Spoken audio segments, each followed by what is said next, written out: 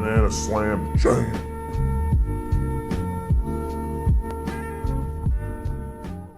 Welcome. This is going to be my quick review for 7.27c. We'll talk a bit about the meta update as well as the balance changes that were small but necessary, I believe, for the heroes and such that were changed. Blade Mail. I honestly don't think this item was that great. I think it was mainly good in lower level pubs, but if they want to nerf it, it's fine with me. Reduced it by 1 armor.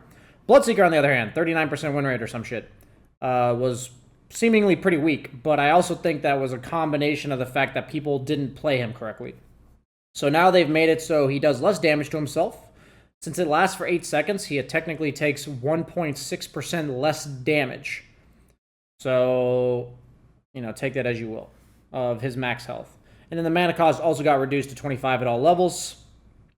His thirst, creep, kill, heal. So basically before, when he kills a melee creep, or when he was near one, he'd get 30 health. Now he gets 40.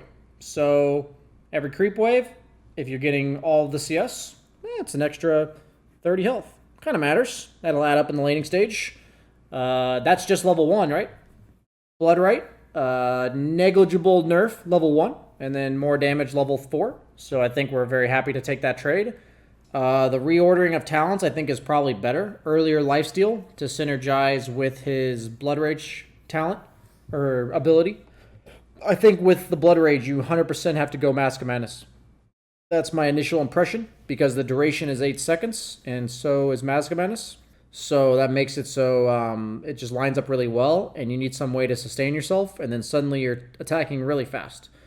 So I think Mask of Madness and Maelstrom are like his core items, like Mask of Madness, Maelstrom, BKB, I think will be his build. But still yet to be determined exactly how to build this hero. I think he's better than his win rate says, though. And I do want to try Bloodseeker out. Broodmother, don't really know why they're nerfing her Spiderlings for the most part, but not too much to say about that. Just a slight rework there. Chaos Knight, they do buff his laning stage a bit. I think the hero was too weak in lane before, and I think it might still be an issue. They basically reverted him to the old CK, and in terms of like his laning stage being mediocre at best, compared to getting the guaranteed crit and sustain. So I do believe that CK still has some issues early on, and I don't know how I feel about it. Clinks, on the other hand, is in the dumpster.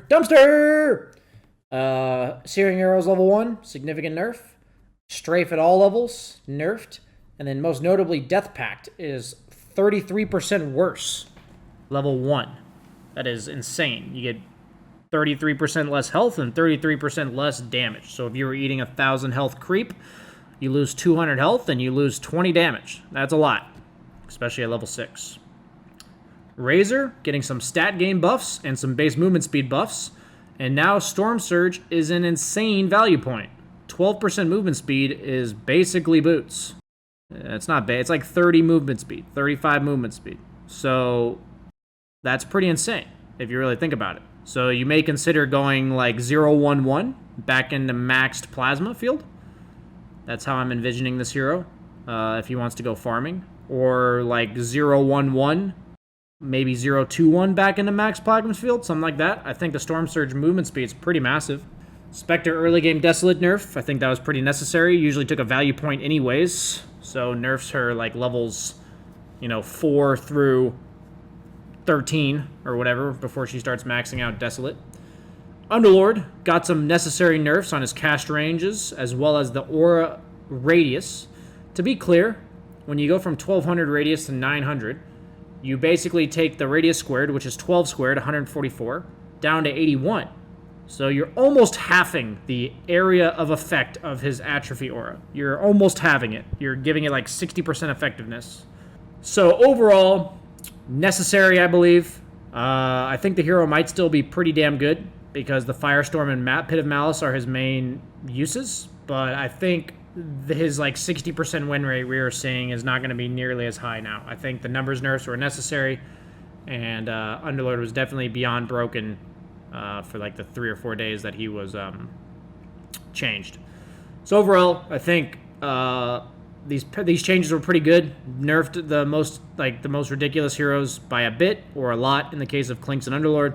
and then buffed up the shitty heroes like Razor and Bloodseeker. So I'm definitely going to be giving Bloodseeker a try, and if I can, I'm going to give Razor a try as well.